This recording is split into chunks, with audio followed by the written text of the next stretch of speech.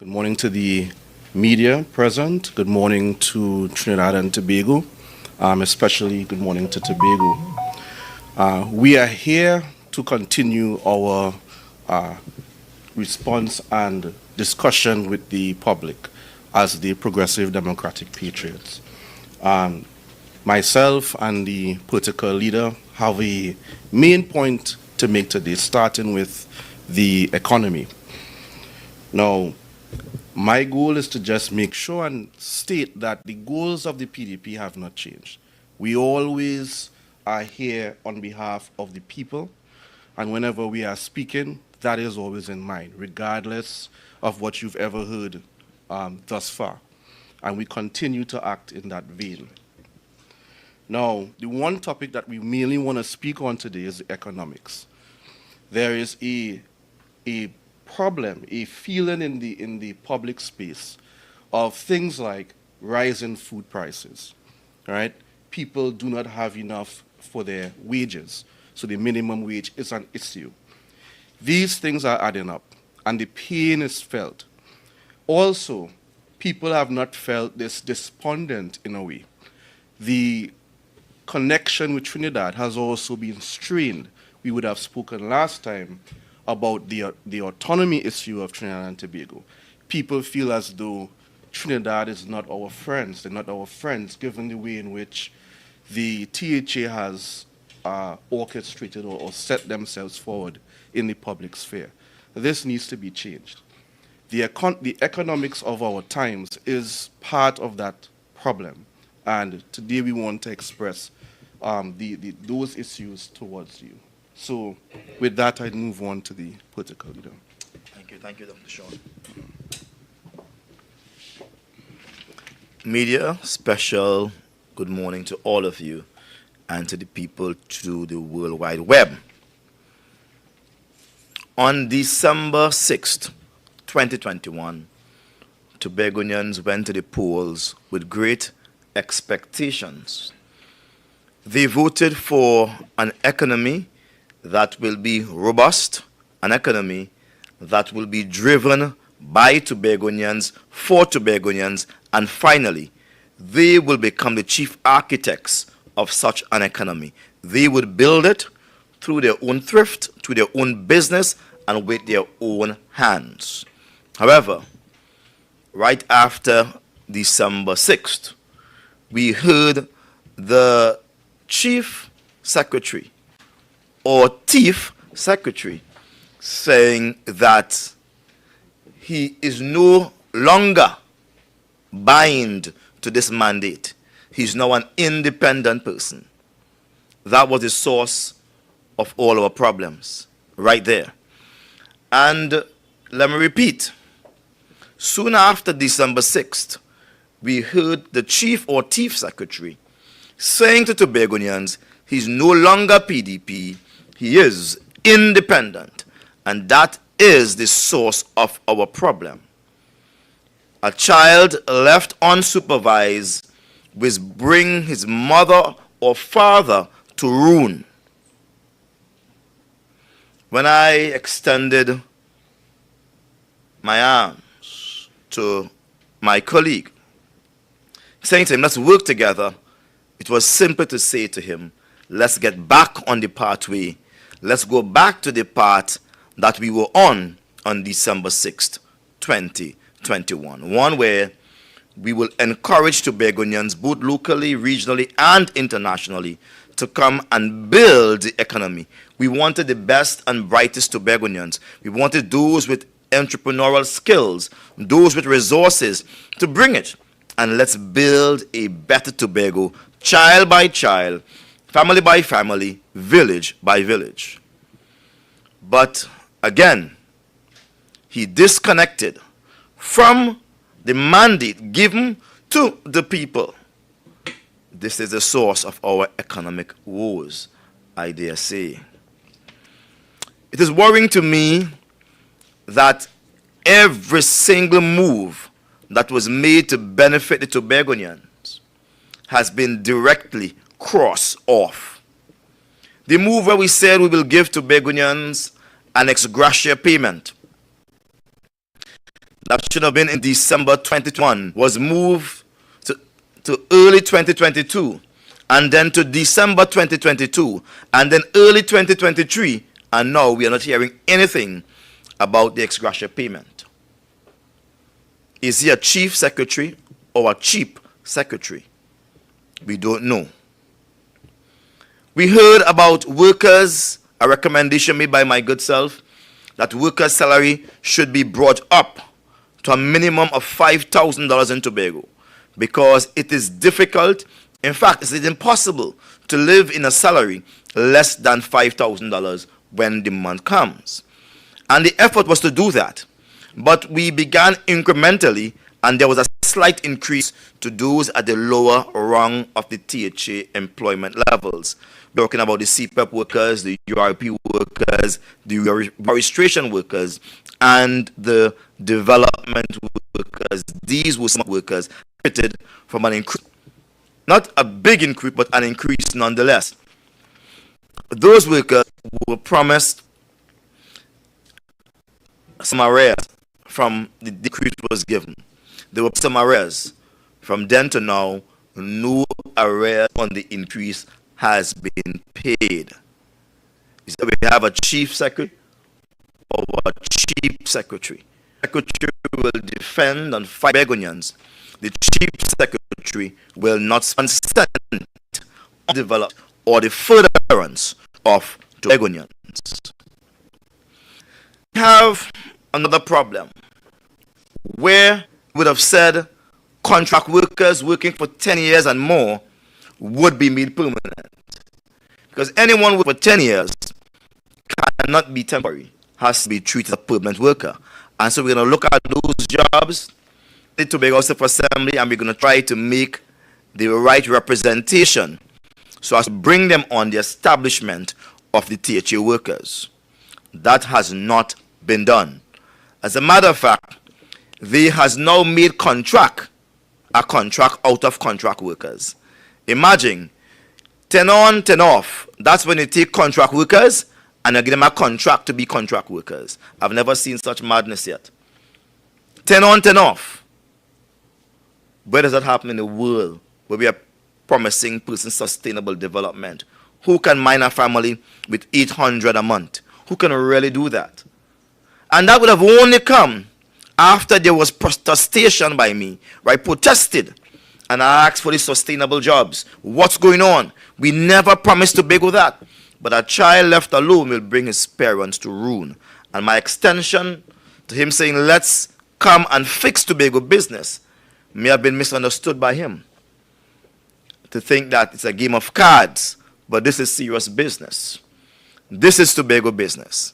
And I'm glad that I am sleeping and waking in Tobago. I'm glad that I breathe in the air that every Tobagoan is breathing. And I'm saying things are not what you think it is. A lot of Tobagoans are waiting on election day to vote them out.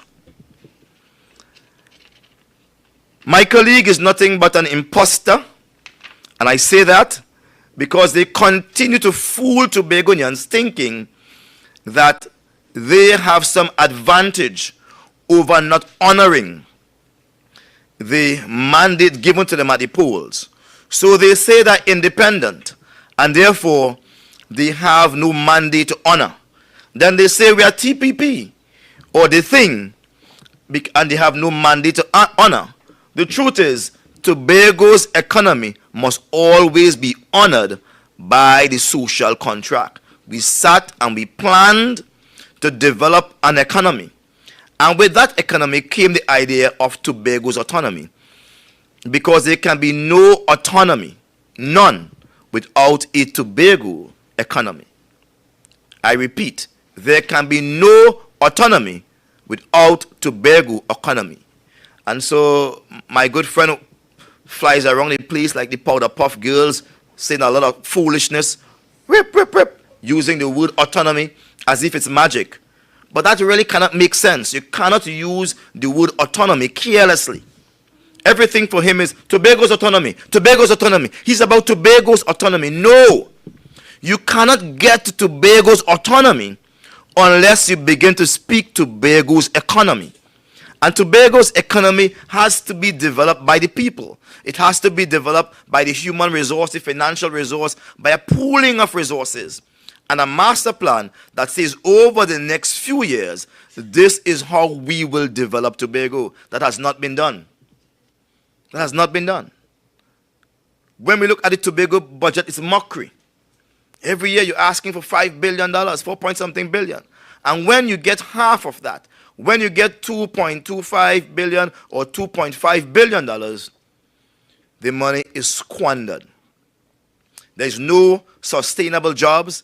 There's no move made to harness the economy or even identify the economy. We talk about gas outside. How many resources, what is the monetization of the gas outside we have?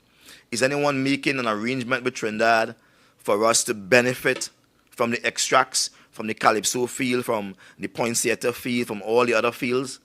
Is any discussion taking place? No, the discussion is not taking place, but they're talking Tobago's economy. I have been a negotiator, and I would say a master negotiator, negotiating for 80,000 workers in this country, speaking to the government daily, because that's my job. I speak to the government daily. And I dare say, in as much as myself and the Prime Minister may be political enemies, if he is to see me, he will say, Mr. Duke. And if I'm to see him, I say, Mr. Prime Minister. There's a time and place for everything. You cannot try to make war with the Prime Minister and do not expect to have a backlash. And so we have prices going up exponentially in Tobago for about 3 or 4 weeks back. And it was because the vessel that used to transport 144 trucks, trucks carrying cargoes, were down. It affected every single body. Right now, people are still reeling from the effects of that. And we have the Chief Secretary flying up and down like the powder puff girls. Nothing is wrong. Looking good, looking nice. You have all that power inside of him.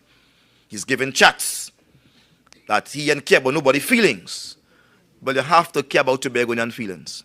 You cannot be so callous, you cannot be so cold and so removed from human feelings. You have to care about Tobagonian feelings. It's one thing for you to exist as a so-called only child, which he's not. But you have to understand the world extends beyond you. There are more people than you in the world. You have to respect that. And you have to care for Tobagonians as if they were your brothers, they were your sisters, they were your very own. And the PDP has always advocated that. That's why we said every child, child by child, family by family, village by village, no child will be left behind, no family will be left behind, no village will be left behind. And we are not into politics because we like the clothes or the food or the association. We're in politics because Tobagonians must have an opportunity to develop themselves and their children. And so we have the contract workers are not being made permanent. We have contractors, persons who are doing services. They are not being paid. They are complaining. Serious problems with that. And we're supposed to be paying these persons systematically and continuously over a period of time. Sit with them, arrange with them, and you use the development budget or the recurrent expenditure, wherever you could find the money, and you pay them piece, over time, continuously. Contractors are complaining, our very own Tobago contractors are complaining. And while that is done, we have some other contractors getting big money projects, and we are told that those projects are not paid for. They are simply trust projects. So they are trusting contractors to do work for Tobago, but the work is millions upon millions of dollars. And say they'll pay them on a piecemeal basis. But could you really pay contractors on a piecemeal basis when you have over $1 billion owing to Tobago contractors? Are you adding to that debt? And if you're adding to that debt, who will be paid? The contractors you employ or the ones that were employed before your time? As we drive around Tobago, we are seeing a lot of projects abandoned. There's a project of an indoor court next to Dwight York Stadium. The entire steel structure is up, abandoned. Grass is taking it over. We have seen a project on Goodwood Field where a pavilion was being built, abandoned. Grass is taking it over. Those are projects in Tobago for Tobagonians. These are projects that could have Tobagonians being employed. If we're talking about building an economy, there ought to be a certain level of domestic consumption. And if in our economy in Tobago, there is only 100,000 being spent, then that's the only money that will be used in domestic consumption. But if from that 100,000, and this is a figurative figures, if from that 100,000, you send 60,000 of that money to Trinidad, then you have diminished the Tobago economy. And I'm sure you all can understand that maths. Because if 60,000 from the 100,000 goes to Trinidad, that money will either be in the bank or engage in domestic consumption, roof, road, car, whatever the case may be. But Tobago only have 40. So it was important for us as we planned the development of Tobago was to spend all the money we have in Tobago by Tobagonians and encourage persons with money outside to come into Tobago and spend their money. But when they come, we had one clause that they should have observed. You're buying the materials here. Yeah? Don't bring the materials from Trinidad. Buy materials here and you hire workers from here so that the money, again, will remain in Tobago. That's a way of adding more money to the money that has already been exhausted in Tobago. We are very much concerned as the PDP that the plan for the Scarborough Harbour development has yet not taken root. And so therefore the promise of the Caribbean jetty and the Caribbean boats coming to Scarborough and dock and avoiding those persons who are trading in Tobago from going to Trinidad is not a reality, even almost 2 years now. It would take nothing for us to engage the other folks in the Caribbean and say, look, when you are coming down, can you stop in Tobago? We want to buy some things. We want to sell some things. And you engage that at a particular level. But the Secretary for Finance and Trade is the problem. Because that's supposed to fall underneath him. How are we engaging in trade in Tobago? Whether it's one buck, one plantain, or two dolphin. How are we engaging in trade? Have we set up Tobago for Tobagonians to trade with the Caribbean? We can't even trade with Trinidad. Because whenever they're ready, they call the boat off. And here we are left with nothing. These are things that should be on the front burner. These things will speak to our autonomy. The ability for us to clean our own behind is important. For us to clean up our own mess is important. But we cannot be dribbling all over ourselves, leaving things undone. You're looking to Trinidad and you want to create fist fights. Saying this is Tobago government. What there is to govern? Are you legislatively empowered as a government? The answer is no. Tobago legislatively is a ward. And our desire is to throw off that negative connotation, that negative legal attachment ward, and become an island of equal status with Trinidad. That's what the constitutional reform is about. Creating the island of Tobago and the island of Trinidad, but the country of Trinidad and Tobago. So this Tobago government, I don't know if that's legal. But again, they are highly focused on themselves, while Tobago continues to suffer. We spoke about developing the island tourism. We mocked and laughed at the former Secretary for Health and former Secretary for Tourism, Tracy Davison, saying that how much millions spent and all that they found was a piece of rope. All that they found was a piece of rope. Well, almost $2 million was spent for an empty office in Trinidad, and all they found inside was wind, not even a piece of rope. But he's not condemning himself. The chief secretary is not condemning himself. He continues to laugh and mock at the requests of Tobagonians for information and brush it aside. That has to stop. If my other colleague in the Red Party can't hold you to account, I will hold you to account. Because I was the one who was responsible for bringing all of them into the THA. And I will be the one responsible to hold them to account. You will have to give account to the people of Tobago. $2 million spent for an empty building. Never one they occupied the building. Never one they occupied the building. $2 million. That money could have been used to pay the URP workers, pay the CPEP workers, pay the reforestation workers. That money could have been used to pay the extra payment. That money could have been used to buy life-saving drugs that, or pharmaceuticals needed in the nation hospital. We could have further developed the Roxborough hospital. We could have done more with that, patch more roads. But no, it's water on ducks back. $2 million say what? That's the kind of callousness, coldness that the man who is leading Tobago continues to lead Tobago with. Then we talk about bolstering the private sector. How do we strengthen the private sector? And the last time I heard some people from the chamber talking, they are saying that there are people in the chambers, business sector, who are owed money and still not paid. And so therefore the reality of having larger storehouses is difficult.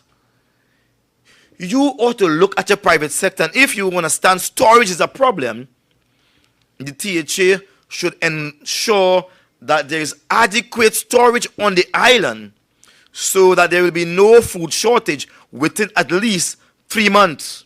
That's what nations do. A nation is seeking autonomy will seek food security.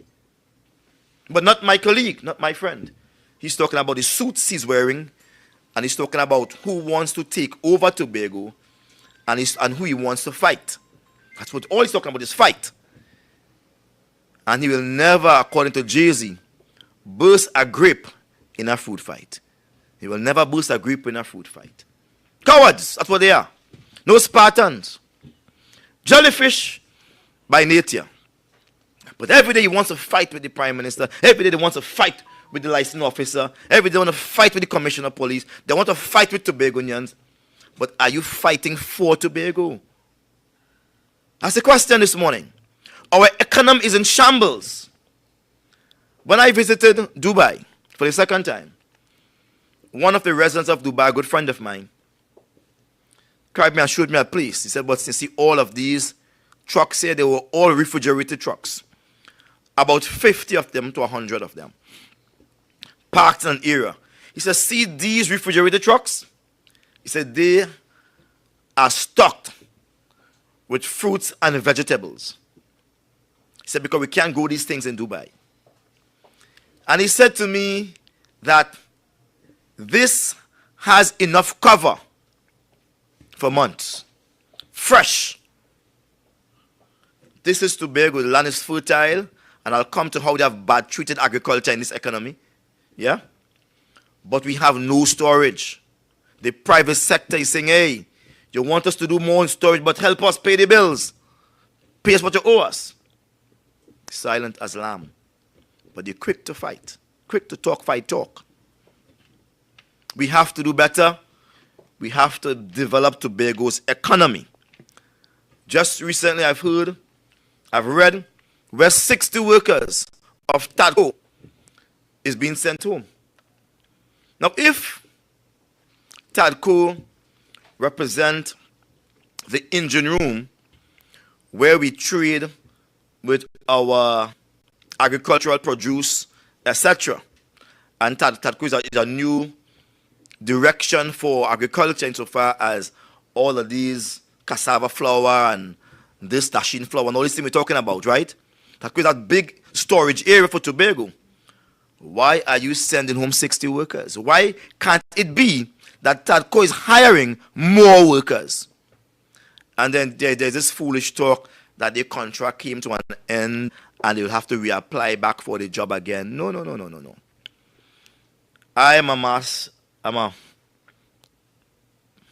And put it differently, I'm an expert in employment law.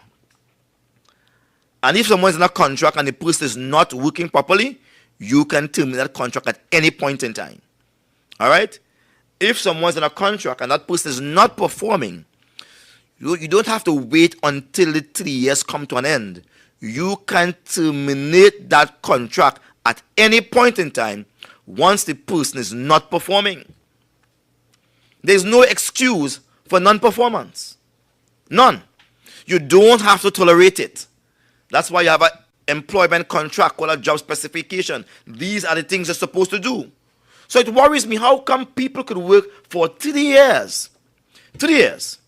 And all of a sudden, they must now reapply back for the job that they were doing, and you will then rehire them back. But important to me is that the job continues, but they may not continue. Why are you doing that to Tobagonians? It's either those Tobagonians are working or they're not working. Why are you doing that to Tobagonians? Employment is scarce here. People are frustrated. People have qualifications. People are ready to work, and they are playing with Tobagonians. 60 workers, 60 parents with children must go home and wonder if they will come back simply because they were hired under the Red Jersey crew. We thought we would have buried that when the elections came. We thought all of that would have come to an end because we are Tobagonians. But no, it continues for them, for these people. And we talk about agriculture. Not enough investment is made in agriculture. And so therefore the problem during the shortage, or the problem the Kobo Star was done, was food. That was the biggest problem. Food. Food was the biggest problem for Tobagonians. Why is it that our farmers are not treated in a particular way? We spoke of having an agricultural assistant in every constituency, having a tractor in every constituency, and working closely with our farmers, whether it be animal husbandry or whatever it is. We will work closely with them so as to have them to develop more and to sell more. As a matter of fact, anything they produce, we were supposed to buy. And we were supposed to enable marketing to go out and sell that. So we take the selling off the hands of the farmer. It's very difficult to live in Tobago under this political regime, who are confused as to their own political status. One day them is PDP, next day them is independent, next day is some anchor cheese. God alone knows what what they will be the next day.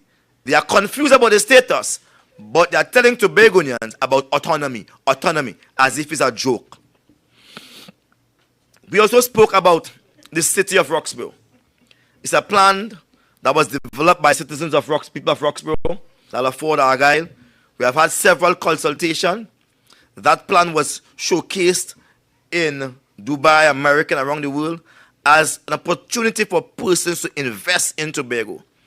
Lots of persons were interested in investing in Tobago. The question was whether or not Tobago could guarantee that the money they will invest will be protected and not abused.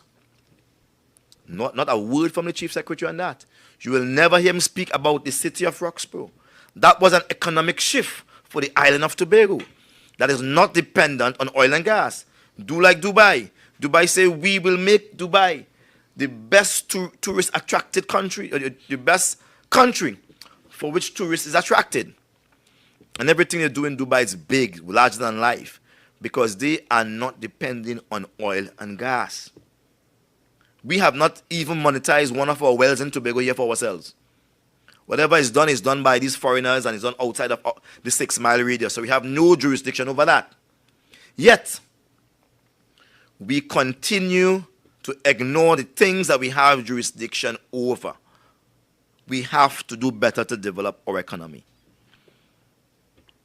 It is not enough for my colleagues who occupy the office of the executive to run around like headless chicken, posing for pictures every day, posing up, trying to be some model on the runway, while crime goes unnoticed. We now have 9 murders and several shootings in the beautiful, blissful island of Tobago. We heard the Chief Secretary somewhere in May speaking that he's having a meeting with the Assistant Commissioner of Police. And what came out of that? Then we are hearing the Chief Secretary blaming Trinidad for crime. So are we going to continue blaming Trinidad for everything? If we are talking economy and if we're talking autonomy, we have to start cleaning our own mess. And so in closing today, I wish to make it absolutely plain that the offer which was extended has been withdrawn completely. They are helpless. They are clueless. Clearly, they are mindless and spineless. They remind me of the jellyfish. Beautiful but dangerous.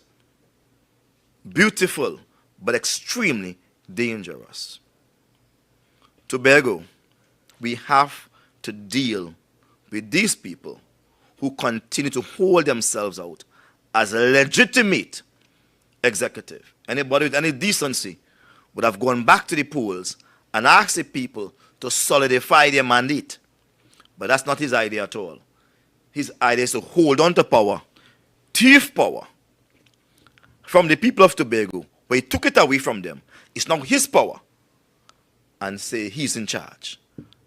I, as a political leader of the PDP, as the one who led them to victory, say I am deeply disappointed, but not surprised, and call upon Tobago to reject them like a gas of poison. Thank you very much. Any questions? Did you get any WhatsApp written message or email written message? I don't know. He's saying received? I don't know. He's deleted and blocked from my phone. Oh, you blocked him? He's deleted and blocked from my phone. When you blocked him? That's not important. Yeah, the when, the how is not important. You had said a couple of press conferences ago that you want to somehow see or re-establish the PDP within the Tobago area. What is the strategy going forward to supposedly re-establish PDP, and is it still relevant in Tobago space? The question you ask is answered by your very presence. Where are you standing? Where are you standing? In whose office are you standing? Look at the opulence here. Look at the view. So the question you're asking is definitely unworthy, because when you look here, just show the camera around. It looks as if you're going somewhere. Is the PDP going somewhere? Do we have to re-establish anything more than this? No. Here is the evidence. The PDP is here to stay. Yes? Mr. Duke, Budget Day has been announced. What are your expectations for Tobago coming out of the upcoming budget? Well, I expect my colleague to go down there well suited up in one of his expensive suits and to look all intelligent, but to come outside here after the budget as a loopy dog, talking, fight again, fight, autonomy. Because he's going to come back out with just about $2.5 billion again. That's the usual fare that they give to Tobago.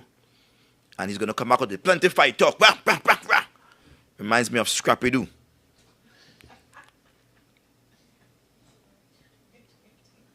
That's my expectations. What do you want to see for Tobago within that budget? What do you think Tobago should be getting in that budget? Not in terms of the funds, but in terms of, let's say, when it comes to policy, what exactly A budget is based on the economic outlook of a country. And far as we understand that those who govern here, they have no economic outlook for Tobago. Their modus operandi is 10 on, 10 off. 10 on, 10 off. We can't employ everybody. They're not helping anyone. So this is a failed cause, a failed group. The most we can expect from them is to call the elections after the budget. They should do that and leave that money for another group to spend. There is on the table a discussion on increase in minimum wage.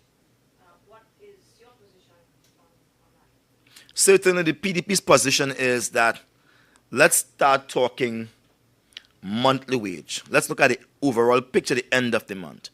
There is no worker in this country, under the government, I'm speaking about under the government must institute its minimum wage because the government must lead. Should work for anything less than $5,000. No government worker in this country, none, must work for under $5,000. None whatsoever. Whether you're daily paid or you're monthly paid, whether you're providing a menial task, a low task, or a sophisticated task, there must be a limit to which someone should be paid. But the private sector does, that's something we have to have for the private sector, because the private sector, they will have to advise. I haven't had that consultation with them as to what they can afford to pay based on how the economy is going, but definitely the economy in Tobago is shrinking. So I don't know if a minimum wage of $20 or $25, Tobago's economy could afford that, because we are crippled here economically. There's not sufficient business on the island. And the little money that comes to the island goes back out of the island because some joker, some whatever you call him, feels that's the best plan. Whereas the money that comes here ought to stay, and we ought to invite more money to come to the island, thus bolstering the spending we have on the island. Crime talks are supposed to happen in Port of Spain with the two leaders. What do you think Tobago should have a seat at that table with regards to crime? Because the thinking by the police is that in fact their findings is that crime from Trinidad is coming over to Tobago. So should Tobago have a seat within those crime talks, and what exactly is your overall view with regards to those crime talks? Would it have any fruit? I don't think that Tobago should have a seat at that table. Tobago will be out of place. We should have our own crime talks here in Tobago. If we're talking autonomy, let's have our own crime talks here in Tobago. Let the chief secretary sit down with the minority leader and let him be intelligent and mature and discuss the matter with the police officer and other persons. What is he going down there for? That's not his rank.